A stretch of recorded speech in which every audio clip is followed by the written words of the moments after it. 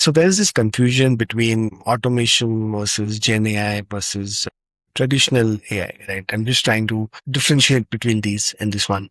So first of all, automation has been around for ages, So if you look at the work which that traditional IT services guys were doing, that was basically doing custom automation for businesses, right? Custom workflows, tech enabling, that's what IT services is all about, right? So what is happening is that there are a lot of vendors in the market who are kind of combining automation and AI and just confusing the hell out of people, right? So, if in any workflow, for example, if you have to send an email after a certain action is taken, that's automation. That's not agentic AI. If you have to make an invoice at the end of the month, wherein the invoice gets auto-populated by the client name, the work that has been done, duration, hours, billing, whatever. So that is automation. Now, so then what is Gen AI, right? Well, Gen AI is great for tasks which involve dealing with unstructured content.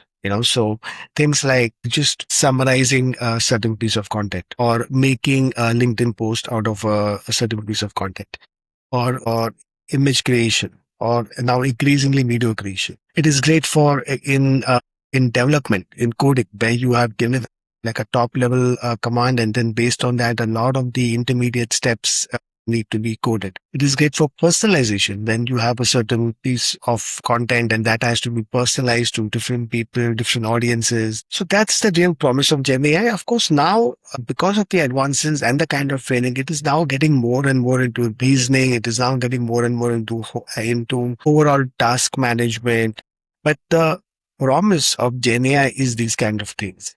And hence, you have to combine automation with these Gen AI skills to really come up with a good tech-enabled workflow. Now, the last thing is, okay, what is traditional AI? So traditional AI is basically machine learning based. Like if you look at the pre-Gen AI area, and largely the only companies who are talking about the traditional AI were the big banks, financial institutions, talking about for looking at patterns and fraud detection, or you look at Uber and price prediction, those kinds of things, which were largely pattern recognition, right? And that was a different. I mean, that still holds true for those kind of big use cases. It's important to know like automation, Gen AI, and relational AI because otherwise, software product companies can take you for a ride.